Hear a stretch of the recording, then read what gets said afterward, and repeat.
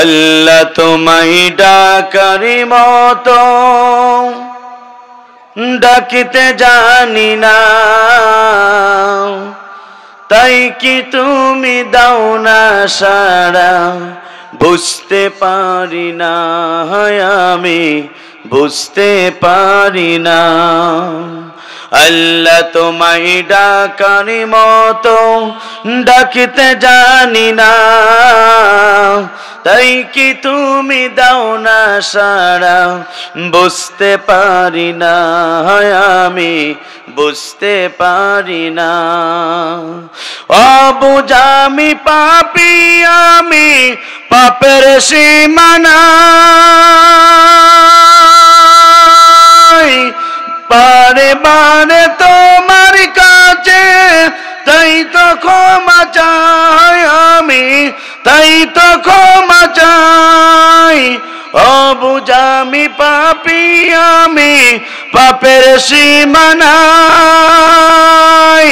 বারে বারে তোমার কাছে তাই তো ক্ষমা চাই আমি, তাই তো ক্ষমা চাই। রহিম তোমার নামের সিফাত, রহিম তোমার নামের সিফাত, হৃদয় থেকে কখনো যে মুছতে পারি না আমি, মুছতে পারি না। আল্লাহ তোমায় ডাকার মতো ডাকিতে জানি না, তাই কি তুমি দাও না সাড়া, বুঝতে পারি না আমি, বুঝতে পারি না।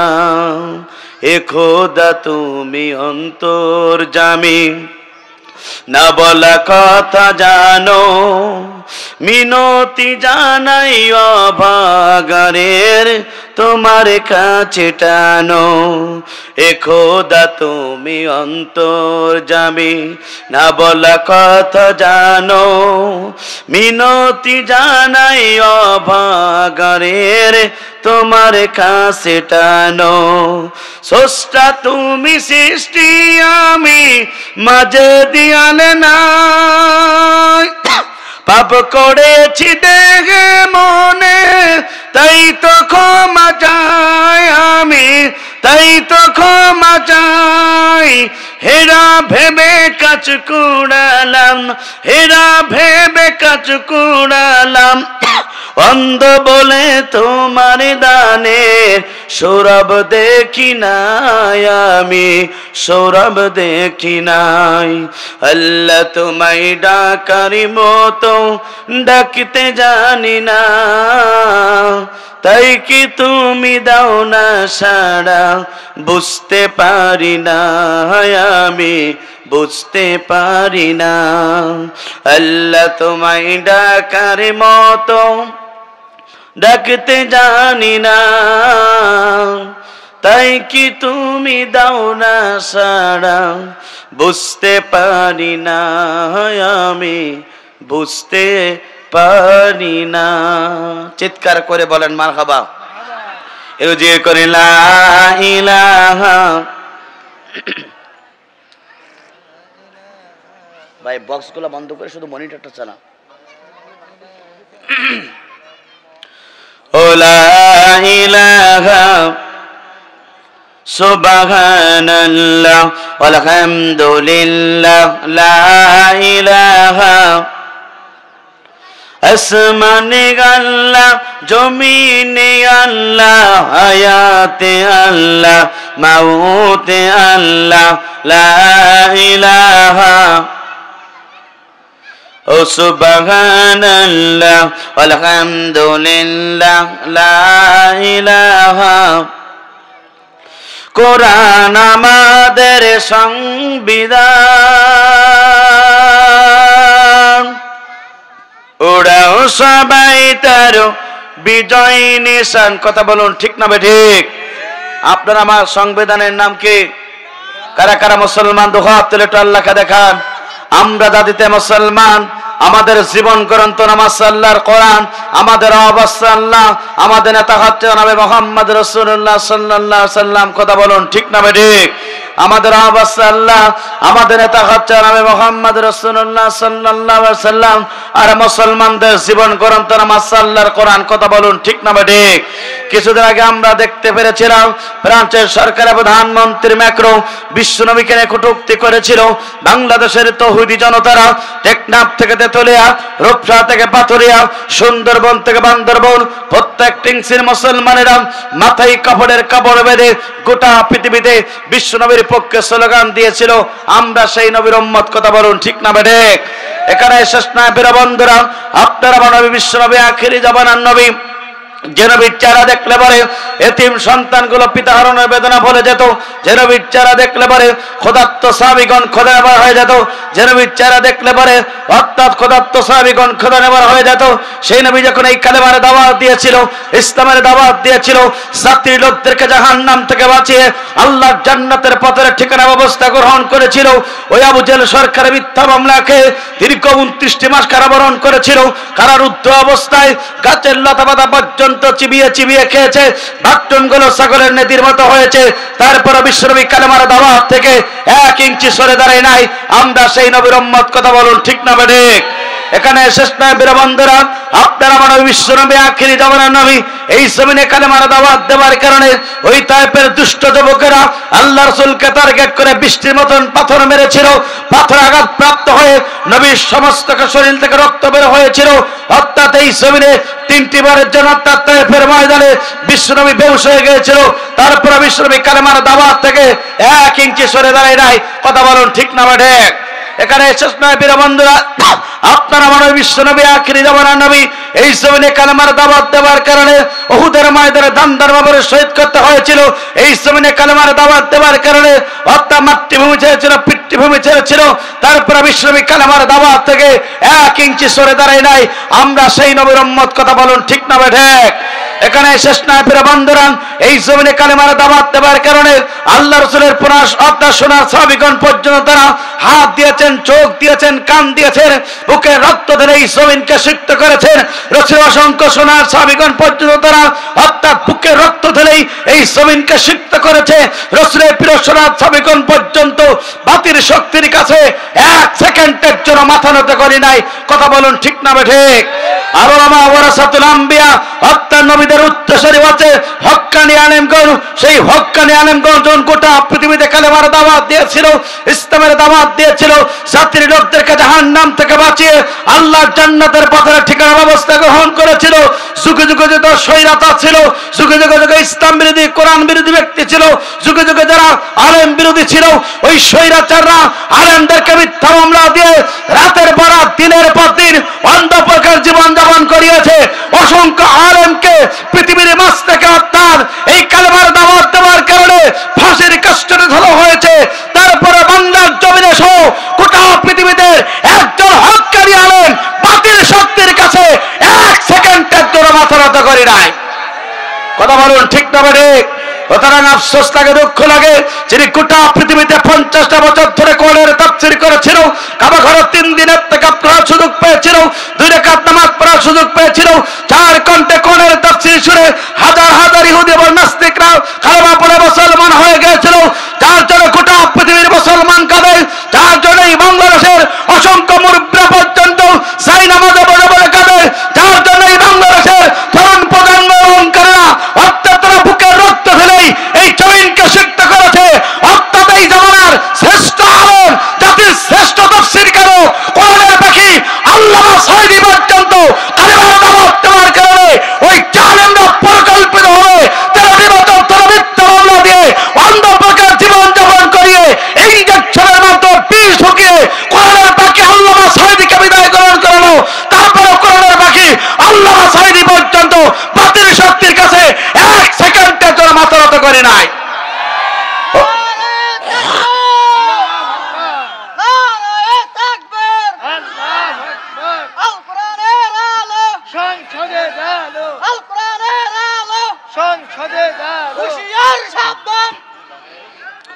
সুতরাং সে বিশ্বনবীর মতন করে যদি আপনার আমার রক্ত দেওয়া লাগে, সেই নবীর মতন করে যদি আপনাকে আমাকে এই জমিনে দন্দর ভাবে শহীদ করতে হয়, নবীর প্রিয় সাহাবায়ে কিরামদের মতন করে যদি বুকে রক্ত ঢেলে এই জমিনকে সিক্ত করতে হয়, নবীর প্রিয় সাহাবীদের মতন করে যদি হাসতে হাসতে জীবন দেওয়া লাগে, বাংলাদেশের আলেমদের মতন করে যদি অন্ধ প্রকাশে আবার জীবন যাপন করতে হয়, এই বাংলা মুসলমানের মতন করে যদি রক্ত দেওয়া লাগে, জীবন দেওয়া লাগে, কোরআনের পাকে আল্লামা সাঈদীর মতন করে যদি রক্ত দেওয়া লাগে, জীবন দেওয়া লাগে, রক্ত দেব, জীবন দেব, কিন্তু এই জমিন থেকে এক ইঞ্চির জন্য কোরআন থেকে সরে যাব না। কারা কারা দু হাত ধরে আল্লাহকে রেখে দেই, তারা তারা লিল্লাহে তাকবীর, লিল্লাহে তাকবীর। আল কোরআনের আলো দুনিয়ার মুসলিম, কোরআনে হাদিস শিখারে, লিল্লাহে তাকবীর। কোরআন আমাদের সংবিধান, ওরাও সবাই তার বিজয় নিশান, নেতা আমাদের রাসূলুল্লাহ, লা ইলাহা লা ইলাহা লা ইলাহা ইল্লাল্লাহু মুহাম্মাদুর রাসূলুল্লাহ সাল্লাল্লাহু আলাইহি ওয়াসাল্লাম। আলহামদুলিল্লাহ, বাংলাদেশের ঐতিহ্যবাহী বিভাগ খুলনা বিভাগের বাংলাদেশের প্রথম ডিজিটাল জেলা যশোর জেলার ঐতিহ্যবাহী চৌগাছা থানার ঐতিহ্যবাহী আন্দোলিয়া জামাত ইসলামী যুব বিভাগ কর্তৃক আয়োজিত আজকের একদিন ব্যাপী দিনী বেড়া তাফসীর কোরআন মাহফিলের মজ্জাস মুহতারাম সাহেব সদর সম্মানিত সভাপতি, বয় বিরুদ্ধ জ্ঞান বিরুদ্ধ ব্যক্তিত্ব, খানার কাবার সম্মানিত মেহমান আলহাজ মাস্টার মোহাম্মদ আজিজুর রহমান সাহেব, সেক্রেটারি বাংলাদেশ জামাত ইসলামী 11 নম্বর সুখপুকুরা ইউনিয়ন, আতানুল্লাহ ফি গায়াতি। আমরা দোয়া করি আল্লাহ পাক তার গোলামকে ইসলামের জন্য, কোরআনের জন্য কবুল করুক। চিৎকার করে বলুন আল্লাহুম্মা আমিন। আজকের এই তাফসীর কোরআন মাহফিলের সম্মানিত প্রধান অতিথি, বিশ্ব আলেমী দ্বীন চৌগাছা জিকরগাছার আসনের সম্মানিত বাংলাদেশের জামাত ইসলামের সম্মানিত নমিনি, আমার অত্যন্ত শ্রদ্ধেয় ব্যক্তিত্ব, শ্রদ্ধেয় আলেমী দ্বীন, জাতির অন্যতম শ্রেষ্ঠ রাহাবার অধ্যাপক মাওলানা আরশাদুল আলম সাহেব, আস্তানুল্লাহ ফি গায়াতি। আমরা দোয়া করি আল্লাহ পাক তার গোলামকে ইসলামের জন্য, কোরআনের জন্য কবুল করুক। চিৎকার করে বলুন আল্লাহুম্মা আমিন। আজকের এই তাফসীর কোরআন মাহফিলের সম্মানিত বিশেষ অতিথি মাওলানা গোলাম মোর্শেদ আমির, বাংলাদেশ জামাত ইসলামী চৌগাছা উপজেলা শাখা, মোহাম্মদ আব্দুল আলিম সভাপতি 1 নম্বর সুখপুর ইউনিয়ন পরিষদ, বাংলাদেশ জামাত ইসলামী। আল্লাহ পাক তাকে ইসলামের জন্য, কোরআনের জন্য কবুল করুক। চিৎকার করে বলেন আল্লাহুম্মা আমিন। আলোচনা করে আপনাদেরকে ধন্য করেছেন এলাকার কেন্দ্র মসজিদের সম্মানিত ইমাম, আমার অত্যন্ত কাছের বন্ধুবার, যার কলিজার ভিতর আল্লাহ রাব্বুল আলামিন 30টা পারাকে রেকর্ড করে দিয়েছেন। বক্তৃতা জগতে উজ্জ্বল জ্যোতিষ্ক, টেকনাফ থেকে তেতুলিয়া, রূপসা থেকে পাতুরিয়া পর্যন্ত যিনি বিপ্লবী কণ্ঠের সাথে কোরআনের তাফসীর করে যান, জিকরগাছার কৃতি সন্তান হাফেজ আবু বকর সিদ্দিক সাহেব, আতানুল্লাহ ফি গায়াতি। আমরা দোয়া করি আল্লাহ পাক তার গোলামকে বাংলাদেশের প্রত্যেকটা ইঞ্চি জমিনে কোরআনের কথা বলার জন্য কবুল করুক। চিৎকার করে বলুন আল্লাহুম্মা আমিন। আজকের এই তাফসীর কোরআন মাহফিলের সম্মানিত প্রধান বক্তা, প্রধান আলোচক, গোটা বাংলাদেশের বক্তৃতা জগতে এক উজ্জ্বল জ্যোতিষ্ক, তরুণদের আইডল, টেকনাফ থেকে তেতুলিয়া, রূপসা থেকে পাতুরিয়া পর্যন্ত তিনি কোরআনের জ্ঞান গর্ব গবেষণামূলক আলোচনা করেন। আমার অত্যন্ত শ্রদ্ধেয় ব্যক্তিত্ব, বড় ভাই, এদেশের একজন তরুণ প্রজন্মের অহংকার হযরত মাওলানা এম হাসিবুর রহমান সাহেব। আমরা দোয়া করি আল্লাহ রাব্বুল আমিন জাতির ক্লান্তিক অবস্থায় যেন কোরআন এবং হাদিস থেকে সঠিক তাফসীর করতে পারে সেই তৌফিক দান করুক। চিৎকার করে বলুন আল্লাহুম্মা আমিন। স্টেজে বসে হযরত উলামায়ে কেরাম, বিশিষ্ট ব্যক্তিবর্গ, সামনে বসে মুরব্বি কেরাম, যুবক ভাইরা, ছোট্ট ছোট বাচ্চারা, পদ্মার আলেমা, শিক্ষিত মা বোনেরা, জাতির বিবেক সাংবাদিক বৃন্দ, বাংলাদেশ সরকারের প্রশাসনের ইন্টেলিজেন্স ব্রাঞ্চের সদস্যবৃন্দ, সকলকে জানাচ্ছি হৃদয় নিগড় আন্তরিক সালাম। আসসালামু আলাইকুম ওয়া রাহমাতুল্লাহি ওয়া বারাকাতুহু। সে মহান রবের দরবারে দিল খোলা শুকর আদায় করি, যিনি আপনাকে আমাকে সালাতুল জোহরের নামাজ আদায় করে আসরের নামাজের আগ মুহূর্তে আসমানের নিচে জমিনের ওপর এক খণ্ড জায়গায় বসে কোরআন এবং হাদিস থেকে আলোচনা শোনার জন্য যে মনিব আপনাকে আমাকে হাজার হাজার মানুষের ভিড় থেকে বাছাই করতে করে যে মনিব দিনের বেলায় আপনাকে আমাকে কবুল করেছেন, সে মহান রবের দরবারে দিল খোলা শুকর আদায় করি। চিৎকার করে বলেন আলহামদুলিল্লাহ, আর জোরে বলেন আলহামদুলিল্লাহ। রব্বানা লাকাল হামদ হামদান কাসীরান তাইয়্যিবান মুবারাকান ফীহি। প্রশংসা করলাম কার? জোরে বলেন প্রশংসা করলাম কার? সুস্থ থাকলে বান্দা আল্লাহর প্রশংসা করার দরকার আছে না নাই? জোরে বলেন আছে না নাই? আমরা যদি আল্লাহর প্রশংসা করি তাহলে সবচেয়ে খুশি হবেন মহান রব। কথা বলুন ঠিক না বেঠিক? দুরূদ এবং সালাম যাপন করি বিশ্ব মানবতার একমাত্র অধিকারী বিশ্ববানাদিবিদ আপনার আমার নবী নবীদের সর্দার, যে নবী গোটা পৃথিবীতে মানুষের তৈরি করা আইনের গোলামি না করে কেবলমাত্র শুধুমাত্র একমাত্র এই কালেমার দাওয়াত দেওয়ার কারণে নির্যাতিত হয়েছে, নিষ্পেষিত হয়েছে, নিগৃহীত হয়েছেন। আজকের এই তাফসীর মাহফিল থেকে সে নবীর প্রতি দুরূদ আর সালাম শোয়েব আলী সাল্লাল্লাহু আলাইহি ওয়াসাল্লাম মাগফিরাত কামনা করে সেসব ভাইদের জন্য যাদের জীবনটা ইসলামের জন্য দিয়েছেন, কোরআনের জন্য দিয়ে গোটা পৃথিবীতে যাদের নামগুলো স্বর্ণ করে লেখা হয়েছে, জান্নাতের সর্বশ্রেষ্ঠ নেতার মর্যাদা দান করুক। চিৎকার করে বলুন আল্লাহুম্মা আমিন। প্রিয় উপস্থিতি, প্রিয় তৌহিদি জনতা, আমরা সকলেই দিনের বেলায় তাফসীর মাহফিলে এসে খুশি না বেজার? জোরে বলেন খুশি না বেজার? যদি হন খুশি আওয়াজ দেওয়া লাগবে একটু বেশি। দেশের অবস্থা করুন, বক্তা দরকার আমাদের মতো সাহিস তরুণ, কারণ আগামীর বাংলাদেশ কোরআনের বাংলাদেশ। কথা বলুন ঠিক না বেটি? আগামীর বাংলাদেশ কোরআনের বাংলাদেশ, আগামীর পার্লামেন্ট কোরআনের পার্লামেন্ট, আগামীর পৃথিবী কোরআনের পৃথিবী। কথা বলুন ঠিক না বেটি? আমার বন্ধুরা, ইতিপূর্বে আমরা দেখেছি এই জমিনে কালেমার কথা হলে, ইসলামের দাওয়াতের কাজ হলে, কোরআনের তাফসীর মাহফিল হলে ওই জালেমরা যেমন অর্থাৎ তাফসীর মাহফিলকে বাধা প্রদান করত, আজ গোটা পৃথিবীর মুসলমান দেখেছে অর্থাৎ ওই জালিমরা যখন বিতাড়িত হলো, বাংলার জমিনে কোরআনের তাফসীর মাহফিল হয় তবে কোনো অনুমতি লাগে না, বিনা অনুমতিতে গোটা বাংলাদেশের প্রত্যেকটা ইঞ্চি জমিনে আজকে কোরআনের তাফসীর মাহফিল হচ্ছে। কথা বলুন ঠিক না বেঠিক? আমার বন্ধুরা, এই জন্য এই সুযোগ যিনি করে দিয়েছেন তিনি কে? জোরে বলেন তিনি কে? এই জন্য এই তাফসীর মাহফিলে এসে পেরে আমার খুশি। কারণটা হলো এই কোরআনের মঞ্চ একটি দামি মঞ্চ। এই কোরআনের মঞ্চে নয়, কোরআনের কাছে আসলে জাতি হেদায়েত প্রাপ্ত হয়। কোরআনের কাছে আসলে আপনার আমার গুনাহ খাতা মাফ হয়ে যায়। কোরআনের কাছে আসলে আপনার জীবনটা দুনিয়া এবং আখিরাতে সম্মানিত হয়। কথা বলুন ঠিক না বেঠিক? কোরআনের কাছে যারাই এসেছে আল্লাহ পাক তাদেরকে সম্মানিত করেছে, আর কোরআনের সাথে যারাই গাদ্দারি করেছে, যারা বেয়াদবি করেছে, জমিনে তাদেরকে লাঞ্ছিত করেছেন তিনি কে? জোরে বলেন তিনি কে? আমার বন্ধুরা, এটাই তো সেই দেশ। দেশের বক্তাদের কাছ থেকে নয়, দেশের তাফসীর কারকদের কাছ থেকে আলোচনা শোনার জন্য লক্ষ লক্ষ জনতারা তারা কোরআনের ময়দানে ঝাঁপিয়ে পড়ে।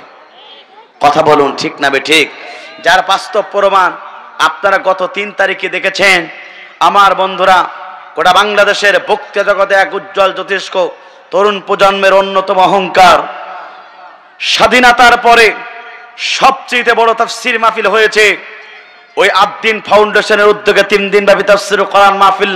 এবং সেই মাহফিলের সমাপনী দিনে যিনি কোরআন এবং হাদিস থেকে অত্যন্ত জ্ঞানগর্ভ গুরুত্বপূর্ণ আলোচনা করেছেন, এদেশের বক্তৃতা জগতে তরুণ প্রজন্মের অহংকার, যিনি যুবকদের আইডল, আমার অত্যন্ত শ্রদ্ধেয় ব্যক্তিত্ব বড় ভাই ডক্টর মিজানুর রহমান আজহারী, যার আলোচনা শোনার জন্য গোটা বাংলাদেশের প্রত্যেকটা ইঞ্চি জমিন থেকে ওই যশোরের বুকে কোরআনের তাফসীর মাহফিল শোনার জন্য তারা একত্রিত হয়েছিল এবং সুন্দরভাবে কোরআনের তাফসীর মাহফিলে অর্থাৎ শ্রোতারা কোরআনের কথা শুনেছে। কথা বলুন ঠিক না বেঠিক?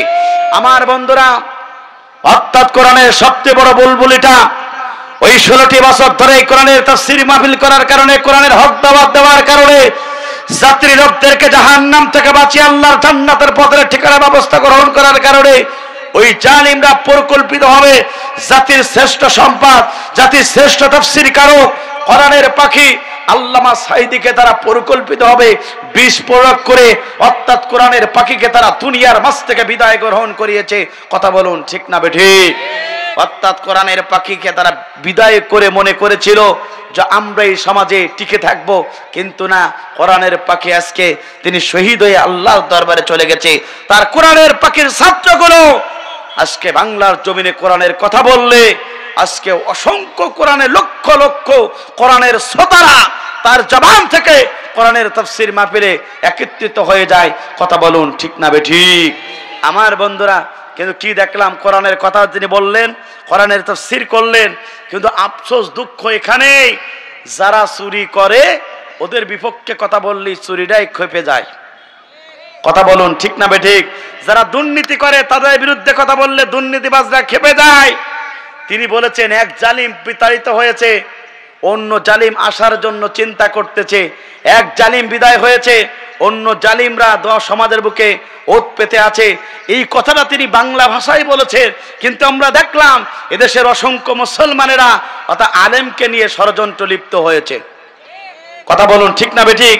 তিনি তো কাকেও ইন্ডিকেট করে বলি নাই।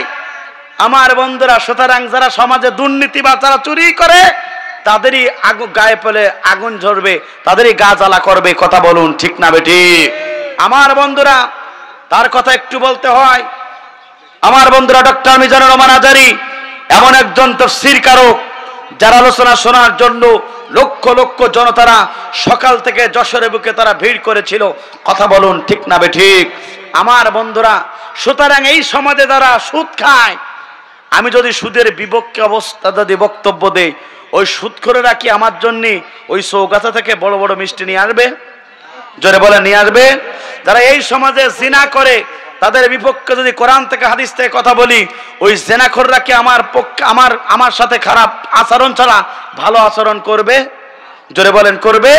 সুতরাং যারা এই সমাজে দুর্নীতিবাজ, তারা এই সমাজে আবারও দখল করতে চায়, মানুষের সম্পদগুলোকে লুট করতে চায়। এই সমাজে দেখে, এই সমাজে যারা পরের সম্পদগুলোকে তারা লুট করতে চায়, তাদেরকে অর্থাৎ দুর্নীতিবাজদের বিপক্ষে তিনি কথা বলেছিলেন। সুতরাং সমাজে যারা দুর্নীতিবাজ, ইয়াবাকর, মক্খর, তাদের বর্তমানে গায়ে যারা ধরে শুরু হয়েছে। কথা বলুন ঠিক না বেঠিক? এই জন্য ডক্টর মিজানুর রহমানকে নিয়ে, আজারীকে নিয়ে টল করে কোনো লাভ হবে না। তার জনপ্রিয়তা বাড়িয়ে দিয়েছেন তিনি কে? জোরে বলেন তিনি কে? সুতরাং আলেমদের নিয়ে, ইসলামী আন্দোলনের কর্মীদেরকে নিয়ে ষড়যন্ত্রে লিপ্ত হবেন, লোকের জন্য কুয়া খসবেন, সেই কুয়াতে নিজেই পড়বেন। কথা বলুন ঠিক না বেঠিক? এই জন্যে বলতে চাই, আমার ভাইদেরকে লক্ষ্য করে বলতে চাই, আলেমদেরকে নিয়ে ষড়যন্ত্র লিপ্ত হবেন না, আলেমদের বিরুদ্ধে দাঁড়াবেন না। আলেমদের বিরুদ্ধে যারা এই সমাজে দাঁড়িয়েছে তাদেরকে বিতাড়িত করেছেন তিনি কে? জোরে বলেন তিনি কে? আমার বন্ধুরা, সুতরাং কোরআনের মঞ্চ একটি দামি মঞ্চ। এই মঞ্চে এসেছি কোরআন শোনার জন্য। কোরআনুল কারিমটা কার? জোরে বলেন কার? আমরা কার? এই কোরআনের ময়দান আসলে আপনার লস না লাভ? জোরে বলেন লস না লাভ? আমার বন্ধুরা, তাহলে লক্ষ্য করুন, এই কোরআনের ময়দান আসলে, কোরআন শোনার জন্য বসে গেলে আপনি হয়ে যাবেন আল্লাহর সবচেয়ে নিকটতম হাল, আপনি হয়ে যাবেন আল্লাহর সবচেয়ে নিকটতম পরিবারভুক্ত, আপনি হয়ে যাবেন আল্লাহর সবচেয়ে বড় মেহমান। আমার বন্ধুরা লক্ষ্য করুন, সেই কোরআনের ময়দানে আপনি আমি বুঝেছি সে মহান রব ঘোষণা করলেন, বান্দা শুনে রাখো, এই কোরআনের মঞ্চটা এমন একটা মঞ্চ, এখানে যদি কোনো বান্দা সে কোরআনের ময়দানে কোরআন শোনার জন্য বেসে যায়, ওই কোরআন শোনা ব্যক্তিগুলোর জীবনে সবচেয়ে দুইটা বড় উপকার হয়। একবারে জোরে জোরে বলুন আল্লাহু আকবার। আমার বন্ধুরা, কোরআন শুনতে কোরআনের ময়দানে অর্থাৎ যখন আমরা বসে যাই, মুমিন ব্যক্তি বসে যায়, তাদের জীবনের সবচেয়ে দুইটা বড় উপকার হয়। আমার বন্ধুরা, আল্লাহ রাব্বুল আমিন বলছেন সবচেয়ে বড় উপকার পেয়ে যাবে তারা কোরআনের ময়দানে কোরআন শোনার জন্য বসে যাবে তারা। একবার জোরে জোরে বলুন আল্লাহু আকবার। তার সবচেয়ে বড় উপকার হলো, আমার বন্ধুরা লক্ষ্য করুন, যারা কোরআনের ময়দানে বসে গেছি, যতটুকু ঈমান নিয়ে যারা কোরআনের ময়দানে দিনের বেলা বসে গেল, এই কোরআন শোনার কারণে আস্তে আস্তে করে তাদের ঈমানটা বৃদ্ধি পেয়ে যাবে। একবার জোরে জোরে বলুন আল্লাহু আকবার।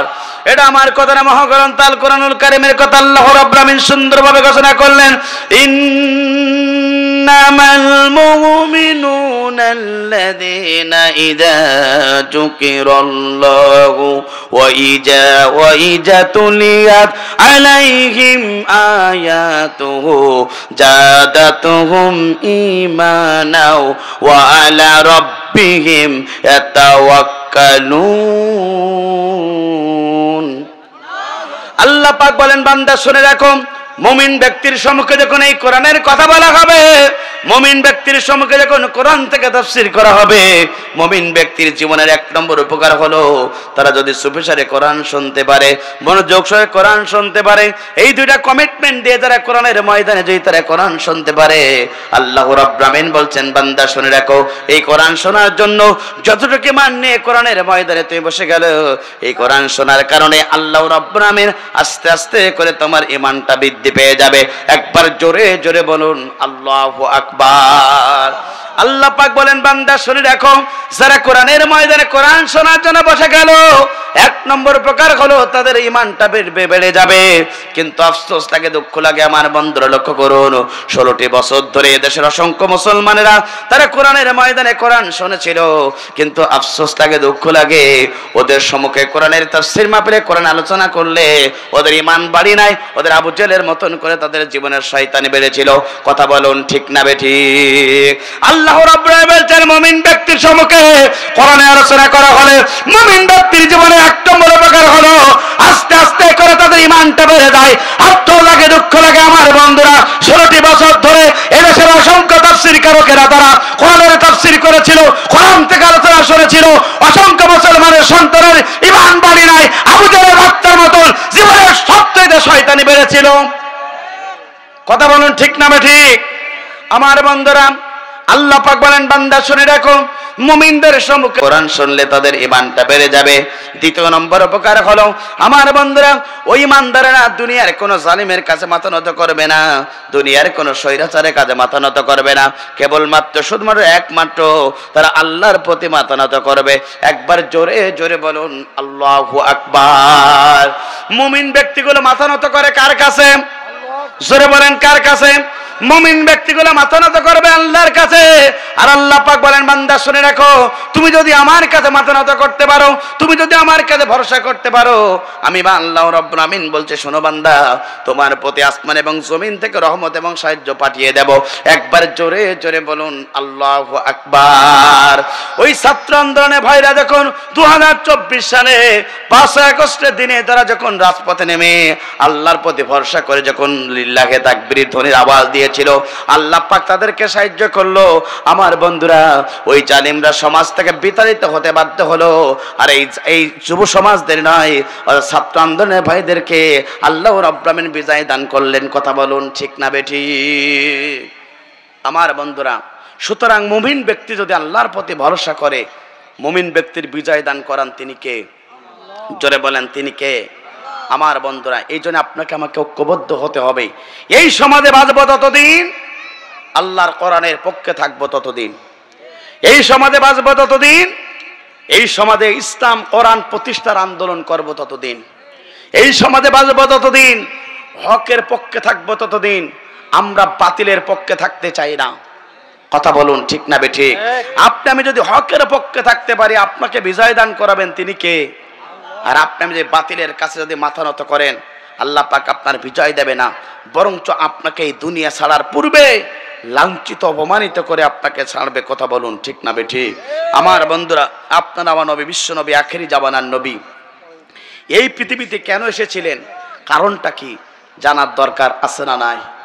জোরে বলেন আছে না নাই? আপনারা আমার নবী, বিশ্ব নবী, আখেরি জামানার নবী, যে নবীর চেহারা দেখলে পরে এতিম সন্তানগুলো পিতা হারানোর বেদনা ভুলে যেত, যে নবীর চেহারা দেখলে পরে বিধবারা তাদের স্বামী হারানোর বেদনা ভুলে যেত, সেই নবী এই জমিনে কালেমার দাওয়াত দেওয়ার কারণে, ইসলামের দাওয়াত দেওয়ার কারণে জাতির লোকদেরকে জাহান্নাম থেকে বাঁচিয়ে আল্লাহর জান্নাতের পথের ঠিকানা দেওয়ার কারণে ওই আবু জেহেল, উতবা, সাইবারা বিশ্ব নবীকে 72 বার মারার প্ল্যান করেছিল। সর্বোপরি বিশ্ব নবীকে কাবা চত্বরে তারা মারার জন্য প্ল্যান করেছিল। সমস্ত ষড়যন্ত্র থেকে বিশ্ব নবীকে বাঁচিয়েছিলেন তিনি কে? জোরে বলেন তিনি কে? আপনার আমার নবী, বিশ্ব নবী, আখেরি জামানার নবী। কিয়ামতের ময়দান কঠিন মুসিবতের দিন, যেদিন সূর্যগুলো মাথার উপরে চলে আসবে, জমিনগুলো তামা হয়ে যাবে, গুনাহগার ব্যক্তির জিহ্বাগুলো যখন নাবিষ্টক জ্বলে যাবে, যেদিন কাঁদতে কাঁদতে চোখের পানি ফুরিয়ে যাবে, চক্ষু দিয়ে যেদিন রক্ত প্রবাহিত হবে, যেদিন সন্তান পিতার পরিচয় দেবে না, পিতাও সন্তানের পরিচয় দেবে না, যেদিন কেউ কারোর পরিচয় দিতে চাইবে না, ওই বিভীষিক অবস্থায় আপনার আমার নবী, বিশ্ব নবী, আখিরি জামানার নবী হাউজে কাউসারের পানির পেয়ালা নিয়ে আপনার আমার জন্য অপেক্ষমান থাকবেন। কথা বলুন ঠিক না বেঠিক? আমার বন্ধুরা, সেই নবী এই পৃথিবীতে এসেছিলেন কয়েকটি দায়িত্ব এবং কর্তব্য নিয়ে। তার এক নম্বর দায়িত্ব এবং কর্তব্য ছিল, আমার বন্ধুরা, এই দুনিয়াতে যত জীবন ব্যবস্থা আছে সমস্ত জীবন ব্যবস্থাকে ডাস্টবিনে ফেলাই দিয়া আল্লাহর জমিনে আল্লাহর জীবন ব্যবস্থা প্রতিষ্ঠার জন্য। কথা বলুন ঠিক না বেঠিক? আপনার আমার নবী, বিশ্ব নবী, আখেরি জামানার নবীকে আল্লাহ রাব্বুল আলামিন প্রেরণ করেছিলেন দুনিয়ার যত মানব রচিত জীবন ব্যবস্থা আছে সমস্ত জীবন ব্যবস্থাকে ডাস্টবিনে ফেলাই দিয়া আল্লাহর জমিনে এই দিন প্রতিষ্ঠার জন্য আপনার আমার নবীকে প্রেরণ করেছিলেন। তিনি কে? জোরে বলেন, তিনি কে? আমার বন্ধুরা, তাহলে লক্ষ্য করুন, যুগে যুগে পয়গম্বরদেরকে এই পৃথিবীতে আল্লাহ রাব্বুল আলামিন কেন প্রেরণ করলেন? এই পৃথিবীর প্রথম রাসূল নাম তার ছিল নূহ আলাইহিস সালাতু ওয়াস সালাম। তেনাকে কেন এই পৃথিবীতে আল্লাহ রাব্বুল আলামিন প্রেরণ করেছিলেন? মুসলিম জাতির পিতা ইব্রাহিম আলাইহিস সালাতু ওয়াস সালাম তাকে কেন এই পৃথিবীতে প্রেরণ করেছিলেন? মুসা আলাইহিস সালাতু ওয়াস সালামকে কেন এই পৃথিবীতে প্রেরণ করেছিলেন? ঈসা আলাইহিস সালাতু ওয়াস সালামকে কেন এই পৃথিবীতে আল্লাহ রাব্বুল আলামিন প্রেরণ করেছিলেন? আপনার আমার নবী, বিশ্ব নবী, আখিরি জামানার নবী, তেনাকে কেন এই পৃথিবীতে প্রেরণ করেছিলেন? সমস্ত প্রশ্নের উত্তরগুলো যদি খুঁজতে চান তাহলে আপনি আমি যদি এই কোরআনের কাছে প্রশ্ন করি, মা ফাররাতনা ফিল কিতাবি মিন শাই, এই কোরআন সঙ্গে সঙ্গে আপনার উত্তর দিয়ে দেবে। একবার জোরে জোরে বলুন আল্লাহু আকবার।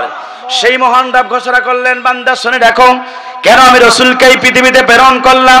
আল্লাহ রাব্বুল আলামিন সেটাও কোরআনুল কারীমের ভিতরে ঘোষণা করলেন, ওয়াল্লাযী আরসালা রাসূলাহু বিল হুদা ওয়া দীনিল হক লিইয়ুযহিরাহু আলাদ-দীনি কুল্লিহি ওয়া লাহু কারিহাল মুশরিকুন। আল্লাহ পাক বলেন, তিনি তো সেই সত্তা যিনি তার রাসূলকে এই পৃথিবীতে সত্য দিন সহকারে কোরআন দিয়ে পৃথিবীতে প্রেরণ করলেন। এ নবী, তোমার দায়িত্ব এবং কর্তব্য হলো দুনিয়াতে যত মানব রচিত জীবন ব্যবস্থা আছে, দুনিয়াতে যত কার্ল মার্কসের জীবন ব্যবস্থা আছে, দুনিয়াতে যত মানব রচিত যত জীবন ব্যবস্থা আছে সমস্ত জীবন ব্যবস্থাকে ডাস্টবিনে ফেলাই দিয়া আল্লাহর জমিনে লিল্লাহি মা ফিস সামাওয়াতি ওয়াল আরদ, আসমান এবং জমিনের একচ্ছত্র ক্ষমতার মালিক আল্লাহ, সেই মহান রব বান্দার অর্থাৎ এই জমিনে অর্থাৎ এই কোরআনটা প্রতিষ্ঠার জন্য, কোরআনের দাওয়াতে কাজ করার জন্য তোমাকে প্রেরণ করলাম। অর্থাৎ যত জীবন ব্যবস্থা আছে সমস্ত জীবন ব্যবস্থাকে ডাস্টবিনে ফেলাই দিয়া আল্লাহর জমিনে আল্লাহর দ্বীনকে প্রতিষ্ঠার জন্য আপনাকে প্রেরণ করলাম। শোনো শোনো শোনো, এই দ্বীনের দাওয়াত যখন আপনি হে নবী দেবেন, মুশরিকরা তোমার প্রতি অসন্তুষ্ট হবে, তারপরেও তোমার যায় আসে না, এই সমাজে এই দ্বীনের দাওয়াত তোমাকে দেওয়াই লাগবে। কথা বলুন ঠিক না বেঠিক? আমার বন্ধুরা, আপনার আমার নবীকে এই দায়িত্ব এবং কর্তব্য দিয়ে এই পৃথিবীতে আল্লাহ রাব্বুল আলামিন প্রেরণ করেছিলেন।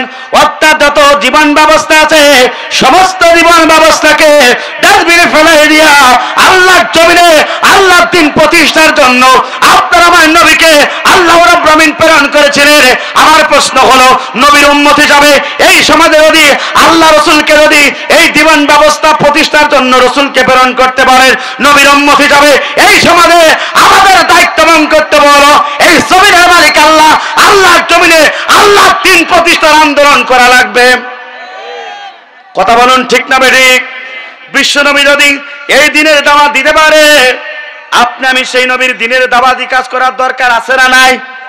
সেই সমাজে যদি মুশরিকরা যদি আল্লাহ রাসূলের প্রতি অসন্তুষ্ট বোধ করে, সেই সমাজের ইসলাম বিরোধী কোরআন বিরোধী ব্যক্তিগুলো যদি রাসূলের প্রতি অসন্তুষ্ট বোধ করে, বর্তমানে যারা আল্লাহর জমিন আল্লাহর দ্বীন প্রতিষ্ঠা চায় না, যারা মুশরিক নামের নামধারী মুসলমান, এরা ওই সমাজে ইসলাম প্রতিষ্ঠার আন্দোলন করলে ওই মুশরিকরা সহ্য করতে পারবে না। এটাই বাস্তব। কথা বলুন ঠিক না বেঠিক? নবী দ্বীনের দাওয়াত দিলেন, আবু জেহেলরা সহ্য করতে পারল না। সেই কোরআন নবীর উত্তরসূরি আছে হক্কানি আলেমগণ বাংলার জমিনে, তারাও যখন সঠিক দ্বীনের দাওয়াত দেবে, এই সমাজে যারা ইসলাম চায় না, কোরআন চায় না, দ্বীন প্রতিষ্ঠা হোক এটা যারা চায় না, দ্বীন ইসলামের পালন কায়েম হোক এটা যারা চায় না, তারাই তো আমাদের ষড়যন্ত্রে লিপ্ত হতে পারে, তারাই তো সমাজে আনন্দের বিপক্ষে অবস্থান নিতে পারে। কথা বলুন ঠিক না বেঠিক? আমার বন্ধুরা, এই জন্য দেখলাম বিশ্বনবী কালেমার দাওয়াত দিয়েছিল, আবু জেহেল উতবা সাইবা সহ্য করতে পারে নাই। আর এই সমাজে আলেমরা কালেমার দাওয়াত দেয়, এই সমাজের ইসলাম বিরোধী, কোরআন বিরোধী সারপোকা তেলাপোকা এরাও সহ্য করতে পারে না। কথা বলুন ঠিক না বেঠিক? আমার বন্ধুরা তাহলে লক্ষ্য করুন, এই দিন ব্যবস্থাকে সমাজে প্রতিষ্ঠার জন্য আপনার আমার নবী বিশ্ব নবীকে আল্লাহ রাব্বুল আলামিন প্রেরণ করেছিলেন। ইন্নাদ দীনা ইনদাল্লাহিল ইসলাম, আল্লাহ তাআলার কাছে একমাত্র শুধুমাত্র কেবলমাত্র পূর্ণাঙ্গ জীবন ব্যবস্থা নাম আছে ইসলাম। এই ইসলামকে আপনাকে মানা লাগবে। এই পূর্ণাঙ্গ জীবন ব্যবস্থা অর্থাৎ আপনার বাস্তব জীবন থেকে শুরু করে, অর্থাৎ রান্নাঘর থেকে শুরু করে পার্লামেন্ট পর্যন্ত এই জীবন ব্যবস্থা হিসাবে আপনার জীবনে সবচেয়ে পরিচালিত করতে হবে। কথা বলুন ঠিক না বেঠিক? জীবনটা পরিবর্তন করতে হবে ইসলামের সাথে, সমাজটা পরিবর্তন করতে হবে ইসলামের সাথে। এই সমাজটা নাই রাষ্ট্র ব্যবস্থা পর্যন্ত, অর্থাৎ সমস্ত সব কিছু এই জীবন ব্যবস্থা দিয়ে চালাতে হবে। এই কোরআনের জীবন ব্যবস্থা যদি আমি যদি ফিট করতে পারি, অটোমেটিক এই সমাজে যিনি শান্তি দেবেন তিনি কে? জোরে বলেন তিনি কে? আমার বন্ধুরা, এই জন্য আপনাকে আমাকে সিদ্ধান্ত নিতে হবে। আপনার আমার নবী বিশ্ব নবী আখিরি জামানার নবী, এই সমাজে তিনি যখন এনেছিলেন, একটি সমাজ ছিল আয়ামে জাহিলিয়াতপূর্ণ সমাজ, সেই সমাজটা পরিবর্তন হলো কোরআনের জীবন ব্যবস্থা দ্বারা, কোরআন দ্বারা, আল্লাহর ইসলাম দ্বারা। আমার বন্ধুরা, আজ বাংলার সমাজ যদি পরিবর্তন করতে হয়, কোরআন ছাড়া পরিবর্তন করা যাবে না। কথা বলুন ঠিক না বেঠিক? দুর্নীতিমুক্ত সমাজ যদি পেতে চান, দুর্নীতিমুক্ত সমাজ যদি পেতে চান, আপনাকে আমাকে কোরআনের কাছে সাপোর্ট দেওয়া লাগবে। দুর্নীতি মুক্ত রাষ্ট্র যদি পেতে চান, আমাকে আপনাকে সিদ্ধান্ত নিতে হবে কোরআনের পক্ষে যারাই থাকে তাদেরকে সাপোর্ট দিলে এই সমাজটা হয়ে যাবে দুর্নীতিমুক্ত সমাজ, এই দেশটা হয়ে যাবে দুর্নীতিমুক্ত দেশ। কথা বলুন ঠিক না ঠিক? আমার বন্ধুরা, এই সমাজটা যদি ইসলাম মোতাবেক যদি কায়েম হয়ে যায়, গোটা বাংলাদেশের মুসলমান শান্তি পেয়ে যাবে।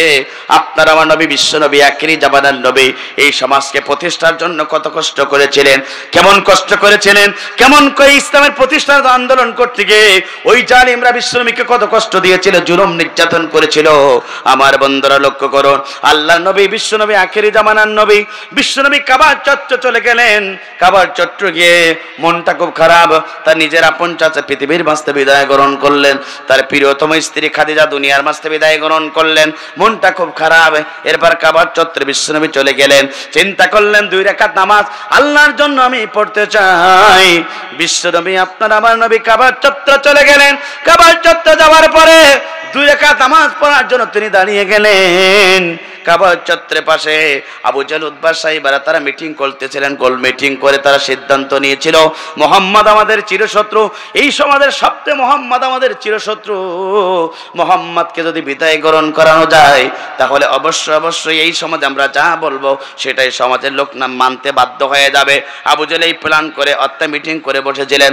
হঠাৎ করে দেখলেন একজন কাফের আবু জাহলকে বলল, ও নেতাজি, যে মুহাম্মদকে মানার জন্য আপনি এসেছেন, সেই মুহাম্মদকে মানার জন্য প্ল্যান করতেছিলেন, সেই মুহাম্মদ কাবার চত্বরে নামাজে দাঁড়িয়ে গেল, একা নামাজে দাঁড়িয়ে গেল। ও নেতাজি, চিন্তা করা লাগবে না, সুবর্ণ সুযোগ। এই সুযোগে যদি মুহাম্মদকে বিদায় গ্রহণ করানো যায়, তাহলে আমাদের সমাজে আর কেউ কথা বলতে পারবে না আমাদের বিপক্ষে। কথা বলুন ঠিক না বেঠিক? আপনার আমার নবী বিশ্ব নবী আখিরি জামানার নবী। এরপর কি করলেন প্রিয় বন্ধুরা, লক্ষ্য করুন, আবু জাহল সঙ্গে সঙ্গে তার আত্মস্বজন নাই, তার অনুসারীদেরকে বলল, শুনে রাখো, তোমরা কে আছো মুহাম্মদকে বিদায় গ্রহণ করাতে পারবে? যে মুহাম্মদকে বিদায় গ্রহণ করতে পারবে, দুনিয়াতে তার র্যাঙ্কিংটা আমি বাড়িয়ে দেব। এই কথা যখন বললেন আমার বন্ধুরা, এই কথা যখন বললেন আবু জাহল, সঙ্গে সঙ্গে আমার বন্ধুরা একটু লক্ষ্য করুন, সঙ্গে সঙ্গে আবু জাহল বলল, যখন এই কথা, তার কাফেরদের ভিতর থেকে একজন কাফের ছিল, নাম তার ছিল উকবা ইবনে আবি মুইত। উকবা ইবনে আবি মুইত বললেন, নেতাজি চিন্তা করা লাগবে না, আমি আব্দুল্লাহর বেটা মুহাম্মদকে দুনিয়ার মস্তে বিদায় গ্রহণ করিয়ে দেব, আপনি আমাকে কি পুরস্কার দেবেন? সঙ্গে সঙ্গে আমার বন্ধুরা আবু জাহলকে যখন এই প্রশ্ন করলো উকবা ইবনে আবি মুইত, সঙ্গে সঙ্গে আবু জাহল বললেন, উকবা ইবনে আবি মুইত, তুমি শুনে রাখো, মুহাম্মদকে যদি তুমি বিদায় গ্রহণ করাতে পারো, দুনিয়া তুমি যে র্যাঙ্কিং আছে সেই র্যাঙ্কিং থেকে তোমাকে বৃদ্ধি করে বাড়িয়ে দেওয়া হবে। সঙ্গে সঙ্গে আমার বন্ধুরা উকবা ইবনে আবি মুইত বললেন, ঠিক আছে নেতাজি, চিন্তা করা লাগবে না, মুহাম্মদকে দুনিয়ার মাঝ থেকে আমি বিদায় গ্রহণ করিয়ে দেব। একবার জোরে জোরে বলেন নাউজুবিল্লাহ। আমার বন্ধুরা, আজ দেখলাম বাংলার জমিনে ওই কাফেররা অনুসারীরা তারাও বাংলার জমিনে প্রত্যেকটা জায়গায় প্ল্যান করে তারা এই চিন্তা করেছিল, এই সমাজে এই ভালো ভালো মানুষগুলোকে যদি দুনিয়ার রাস্তা বিদায় গ্রহণ করা দেওয়া হয় তাহলে আমাদের বিপক্ষে এই সমাজের আর কেউ দাঁড়াতে পারবে না। কথা বলুন ঠিক না বেঠিক? আমার বন্ধুরা, ঠিক এইভাবে তারা চিন্তা করে আবু জেহেল বললেন, উকবা ইবনে আবি মুঈদ, তাহলে তুমি শুনে রাখো, 3 দিন পূর্বে এমন একটি জায়গায় একটা উট মারা হয়েছে, এই উটের সমস্ত নারী বুড়ি নিয়ে আসা হোক। এই নারী বুড়িগুলা মোহাম্মদ আব্দুল্লাহ বেটা মোহাম্মদ যখন সেজদায় থাকবে সমস্ত উটের নারী বুড়ি পর্যন্ত আব্দুল্লাহ বেটা মোহাম্মদের উপরে চাপাই দেওয়া হবে। ও আবু উকবা ইবনে আবি মুঈদ, তুমি শুনে রাখো, যখন এই নারী বুড়ি চাপাই দেওয়া হবে বিশ্বনবী আব্দুল্লাহ বেটা মোহাম্মদ দুনিয়ার মাঝে বিদায় গ্রহণ করবে, আমাদের শত্রু আর কেউ থাকবে না। সঙ্গে সঙ্গে উকবা ইবনে আবি মুঈদ একটা দৌড় দিলেন, চলে গেলেন উটের নারী বুড়ির কাছে। উটের নারী বুড়ি যাওয়ার সঙ্গে সঙ্গে উটের নারী বুড়ি নিয়ে আসা হলো। বিশ্বনবী আপনার আমার নবী, আখিরি জামানার নবী, তিনি সিজদা অবস্থায় ছিলেন। সমস্ত নারী বুড়ি গলা তার পিঠের উপরে চাপাই দেওয়া হলো। যখন আব্দুল্লাহ বেটা মোহাম্মদ আপনার আমার নবী, বিশ্বনবী আখিরি জামানার নবী, পিঠের উপরে চাপাই দেওয়া হলো উটের নারী বুড়ি, বিশ্বনবী সিজদা থেকে উঠতে পারে না, চোখ দুটি রক্তিম হয়ে গেল, বুকের কলিজা পর্যন্ত খুশাতা শুকিয়ে যাবার মতন হলো। আল্লাহ রাসূলের কষ্ট হয়, মনে হয় আল্লাহর নবী দুনিয়া ছেড়ে মৃত্যুবরণ করবে অবস্থা উপনীত হয়ে গেল। আমার বন্ধুরা, দিন কায়েমের সঠিক পথ আল্লাহ হযরত মুফতি রশিদউদ্দিন রহমানের লেখা, এই লেখার ভিতরে, বইটার ভিতরে যখন হাদিসটা পেয়ে গেলাম আমার দেহের চুলগুলো খাড়া হয়ে গেল। তিনি বর্ণনা করেছেন ওই কাবার চত্বরে এই সাহাবী ছিলেন যে সাহাবী হাদিসটা বর্ণনা করেছেন, আব্দুল্লাহ ইবনে মাসউদ রাদিয়াল্লাহু তাআলা আনহু দেখলেন বিশ্বনবীকে মারার জন্য এই অবস্থা, তিনি আর দেরি করলেন না, রাসূলের কলিজার টুকরা ফাতেমার বাড়ির দিকে তিনি রওনা দিলেন। ফাতেমার বাড়ির দিকে বলে গিয়ে বলল, কলিজার টুকরা ফাতেমা, দেরি করবা না, ঘর থেকে তাড়াতাড়ি বেরিয়ে যাও, তোমার বাবা 2 রাকাত নামাজ পড়ার জন্য কাবার চত্বরে চলে গিয়েছিল, ওই আবু জাহল উতবা সাইবারা তোমার বাবাকে মারার জন্য পিঠের উপরে নারী বুড়ি চাপাই দেওয়া হয়েছে। ও ফাতেমা, জন্মের পূর্বে তোমার বাবা তোমার বাবাকে হারিয়েছে, জন্মের পরে তোমার বাবা তার মাকে হারিয়েছে, বড় এতিম, দূর থেকে বাড়ি আসলে তোমাকে মা বলে ডাকতো, তোমার বাবা যদি দুনিয়ার মাঝে বিদায় গ্রহণ করে ফাতেমা তোমাকে আর কে মা বলে ডাকবে? এই কথা শোনার সঙ্গে সঙ্গে ফাতেমা রাদিয়াল্লাহু তাআলা আনহা পদ্মা সহকারে ঘর থেকে বেরিয়ে গেলেন, চলে আসলেন কাবার চত্বরে, এসে দেখলেন নিজের বাবার পিঠের উপরে নারী বুড়ি চাপাই দেওয়া আছে।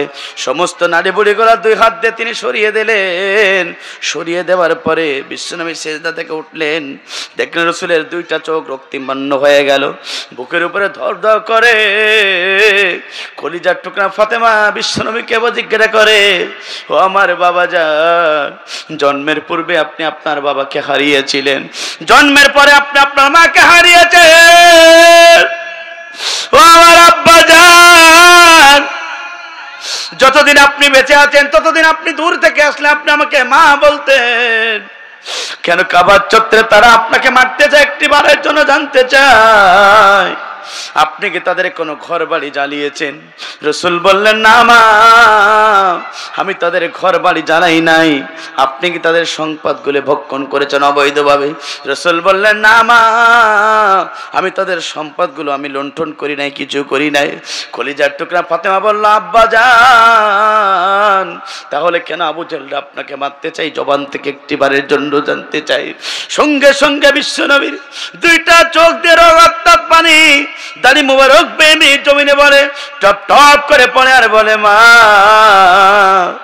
আমি তাদের সম্পদ লুট করি নাই, আমি তাদের বাড়িতে ঘর বাড়ি জ্বালাই নাই, আমি তাকে কষ্ট দেই নাই, আমি তাদের কিছু ক্ষতি করি নাই। ও আমার মা, তুমি শুনে রাখো, আমি একটা দিনের দাওয়াত দিয়েছিলাম, কালেমার দাওয়াত দিয়েছিলাম, এই দাওয়াত দেওয়ার কারণে তারা আমাকে জমিন থেকে মারতে চাই। কথা বলুন ঠিক না বেটি? বিশ্বনবী বললেন, কলিজার টুকরা ফাতেমা শোনো, লা ইলাহা ইল্লাল্লাহু মুহাম্মাদুর রাসূলুল্লাহ। চিৎকার করে বলেন সাল্লাল্লাহু আলাইহি সাল্লাম। আমার বন্ধুরা কলিজার টুকরা ফাতেমাকে বলল, মা ফাতেমা, এই দিনের দাওয়াত দিয়েছিলাম, কালিমার দাওয়াত দিয়েছিলাম, এই জমিন যার আইন চলবে তার, এই দিনের দাওয়াত দেওয়ার কারণে তার আমাকে মারতে চায়।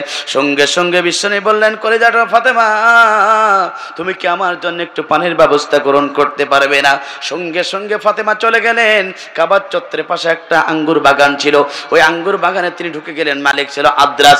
আদ্রাসের কাছে বলল, আদ্রাস ভাই, নিজের বাবার জন্য তোমার বাগানের একটু আঙ্গুর ফল চাই।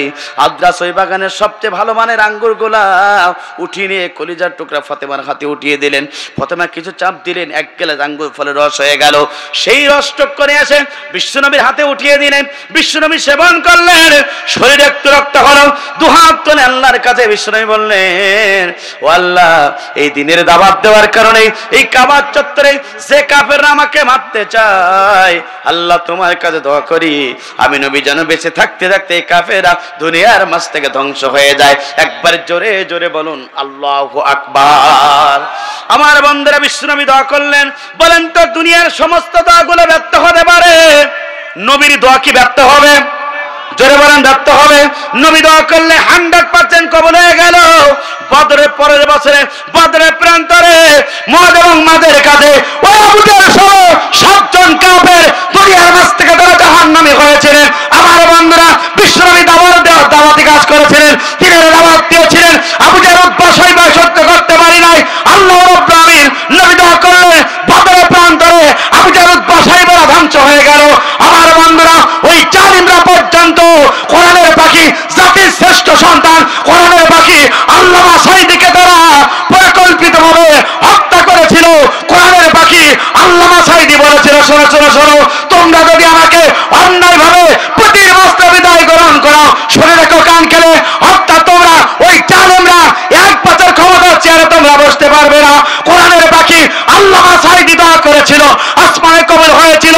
11 মাস 20 দিনের মাথায় ওই জালিমরা সমাজ থেকে লেজ কোটাতে কোটাতে বিদেশের বুকে দাদার বাড়ি চলে গেল। কথা বলুন ঠিক না ঠিক? কোরআনের পাখি আল্লামা সাঈদী দোয়া করেছিল, ওরা সমাজ থেকে বিতাড়িত হয়ে গিয়েছিল। আপনার আমার নবী, বিশ্বনবী, আখিরি জামানার নবী, তিনি দোয়া করেছিল, আবু জাহল ধ্বংস হয়েছিল। আর বাংলাদেশের তরুণ প্রজন্মের অহংকার নাই, গোটা পৃথিবীর সম্পদ কোরআনের পাখি আল্লামা সাঈদী দোয়া করলো, এই জালেমরা ধ্বংস হয়ে গেল। খেলা কার? জোরে বলেন খেলা কার? ধরলে মোল্লা ধরে না, সবাই ধরে বারবার, মোল্লারা ধরে একবার। এই মোল্লা যাদেরকে ধরেছে, জানাজার নামাজ তাদেরকে পড়াই লেগেছে। কথা বলুন ঠিক না বেঠিক? সুতরাং চৌকাতাবাসী, সুখপুরিয়াবাসী, আপনাদেরকে বলতে চাই, আজকে ঐক্যবদ্ধ হতে হবে। এই সমাজ আছে আল্লাহর, অর্থাৎ এই জমিনের মালিক আল্লাহ, আসমানের মালিক আল্লাহ, আপনার আমার রিজিকের মালিক আল্লাহ। এই সমাজে যতক্ষণ পর্যন্ত থাকবো, আপনার আমার নবী, বিশ্ব নবীকে কাজ করে গেছে, দিনের দাওয়াত দিয়েছেন, এই সমাজে বিশ্ব নবীর উন্নতি হবে। আল্লাহ জমিনে আল্লাহ দিন প্রতিষ্ঠার আন্দোলনে কারা কারা থাকবো, দোয়া করে আল্লাহকে দেখিয়ে দেয়। লিল্লাহু তাকবীর, লিল্লাহু তাকবীর। আল কোরআনের আলো, দুনিয়ার মুসলিম, আপনাকে সিদ্ধান্ত নিতে হবে। এই জমিনের মালিক আল্লাহ, হায়াতের মালিক আল্লাহ, রিজিকের মালিক আল্লাহ। এই জমিনে কোন জালেমদেরকে এই সমাজের মুসলমানের ক্ষমতার মাসনাদে দেখতে চায় না। কথা বলুন ঠিক না ঠিক? সুতরাং আপনাকে আমাকে ঐক্যবদ্ধ হতে হবে। নবী যে কাজ করে গেছেন এই সমাজে, আপনি আমি একজন নামাজি, একজন মুসলমান পরিচয় দেই। এই সমাজে দিনের কাজ, দিনের দাওয়াত, ইসলাম প্রতিষ্ঠার কাজে আপনাকে আমাকে সম্পৃক্ত হওয়ার দরকার আছে না নাই? জয় বলেন আছে না নাই? আপনি মসজিদে আইন মানবেন আল্লাহর, রোজায় আইন মানবেন আল্লাহর, হজে আইন মানবেন আল্লাহর, আর জমিনে আইন মানবেন শয়তানের।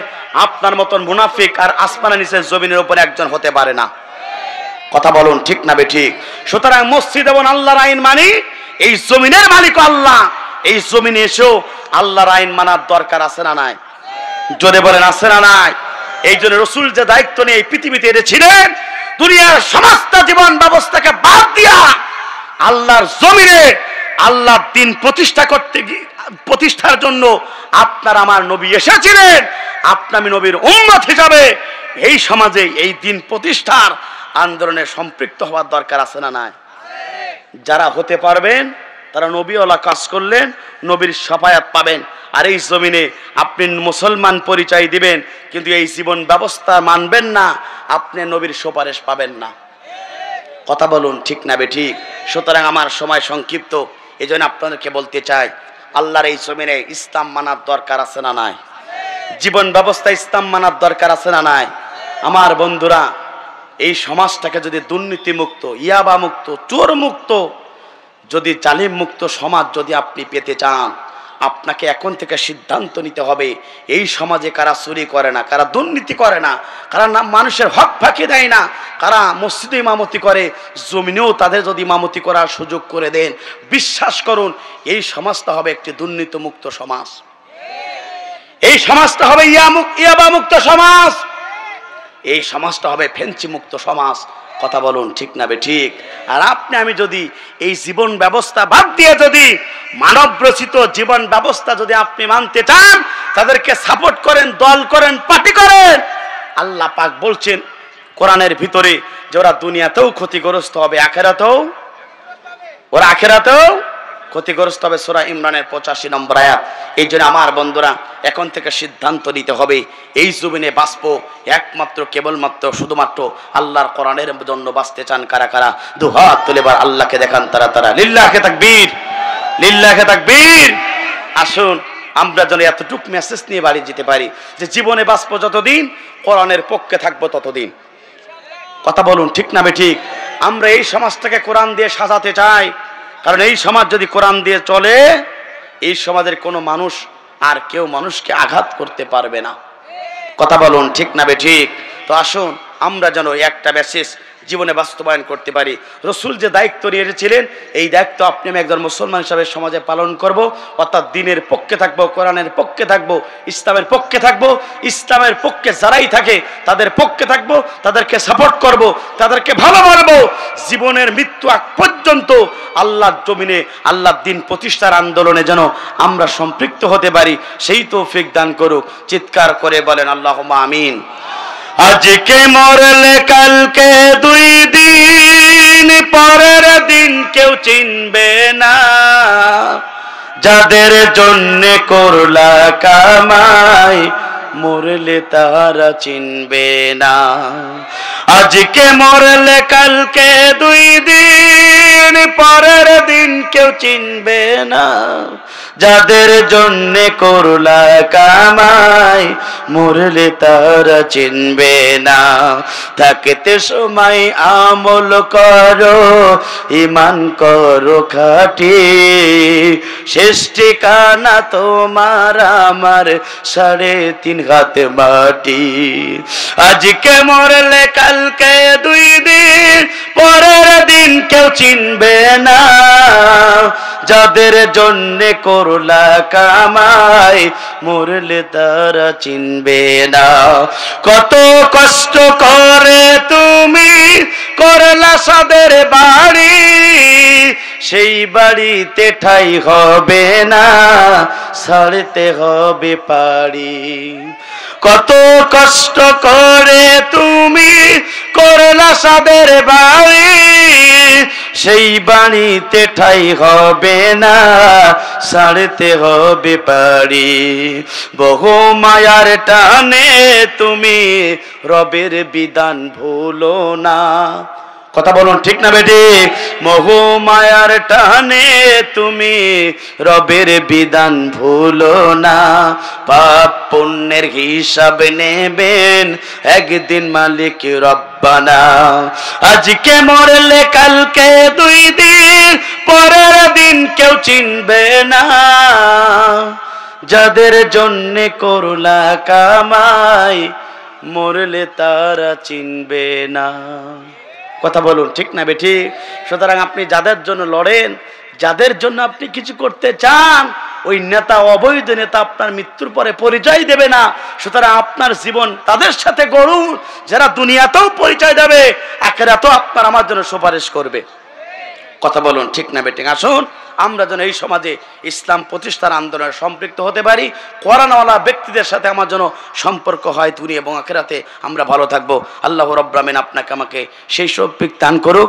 সংক্ষিপ্ত আলোচনা এখানে শেষ করলাম। ইউটিউবে মাওলানা রবিউল ইসলাম খুলনা লিখলে আমার অসংখ্য আলোচনা আছে, অসংখ্য আলোচনা দেখার উদাত্ত আহ্বান জানিয়ে আপনাদের কাছ থেকে বিদায় নিলাম। আবারও দেখা হবে অন্য কোনো কোরআনের তাফসীর মাহফিলে। আসসালামু আলাইকুম ওয়া রাহমাতুল্লাহ।